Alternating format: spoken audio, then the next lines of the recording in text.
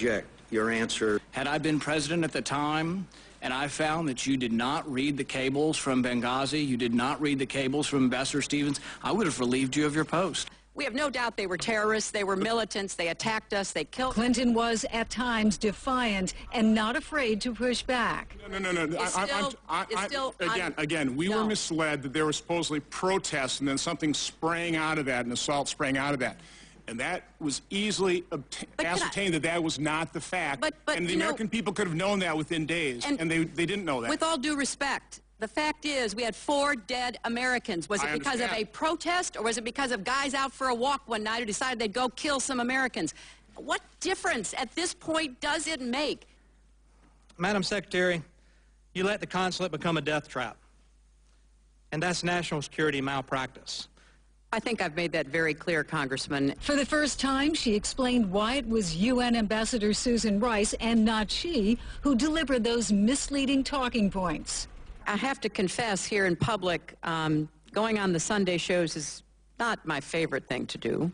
In a day of heavy questioning, a rare light moment. Madam Secretary, first, let me thank you for your service, and I wish you the best in your future endeavors, mostly.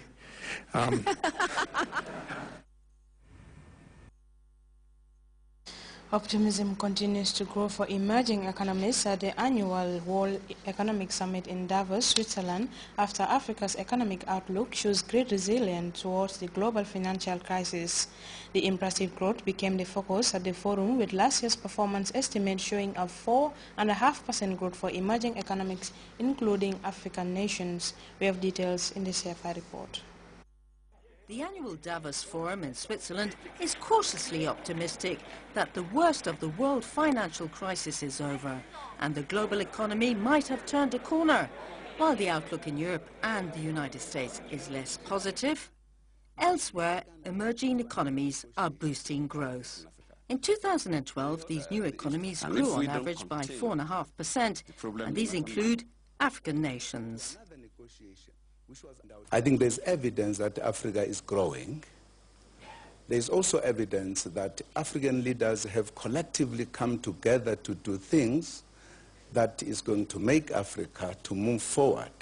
There are big disparities between different countries on the African continent. English-speaking countries are showing the best results so far. Banking services are growing, and there are more free trade zones. We are looking forward to having this commodities exchange.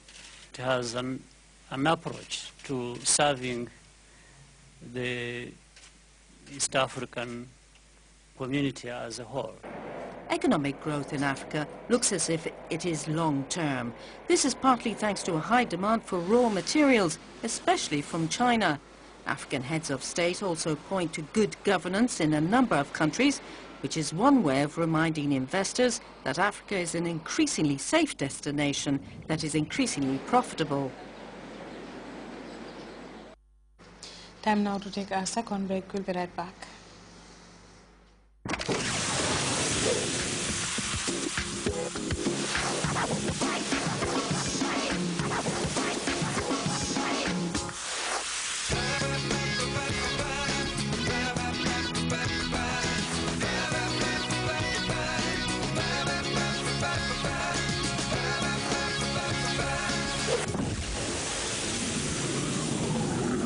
Lucozade Energy, energizing Gambia.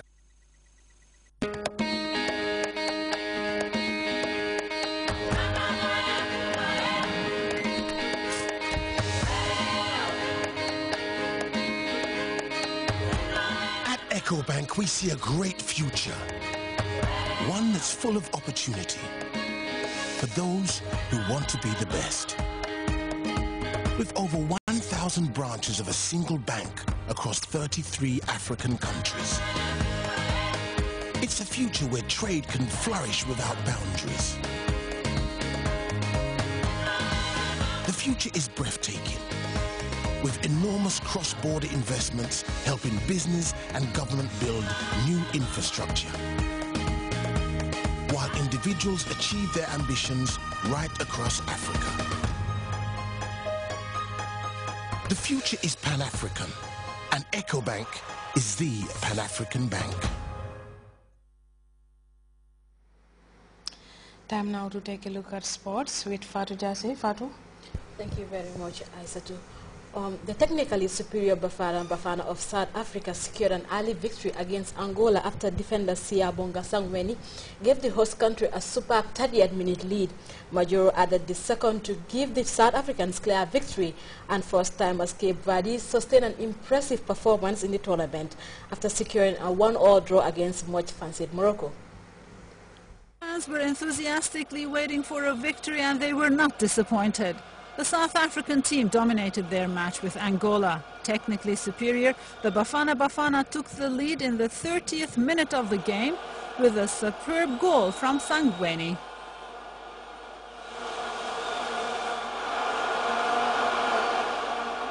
With its weak defense, Angola was quickly overwhelmed. In the second half, Majoro doubled the goal count for South Africa. Final score 2-0 for the Bafana. Cape Verde continued to surprise everyone with their performance in the tournament. They were swift and comfortable in their game against Morocco. Platini scored Cape Verde's first ever goal in the history of the Africa Cup of Nations. Morocco responded at the very end of the match. El Arabi scored the equalizer after a spectacular control of the ball 15 minutes before the end of the game. Morocco succeeded in keeping the score at 1-all. So in Group A, South Africa takes the lead with their 2-0 score, a great showing for the host country, which brings it closer to the quarterfinals.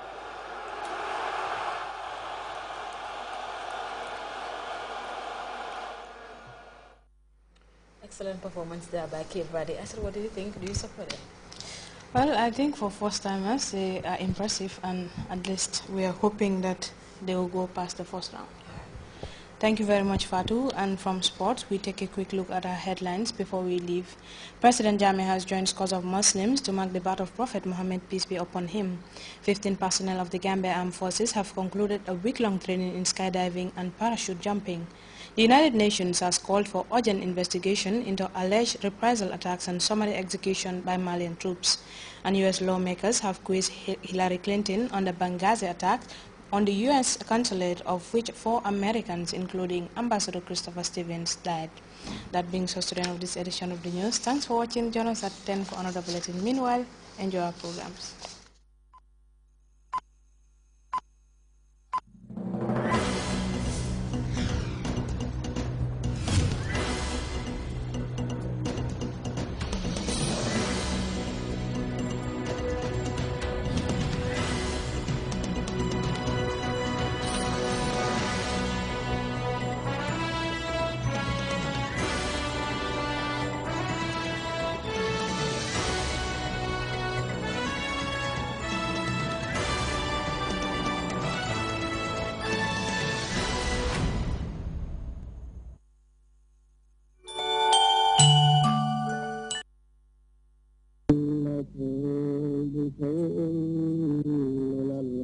والجوع ونقص من الأموال والأنفس والثمرات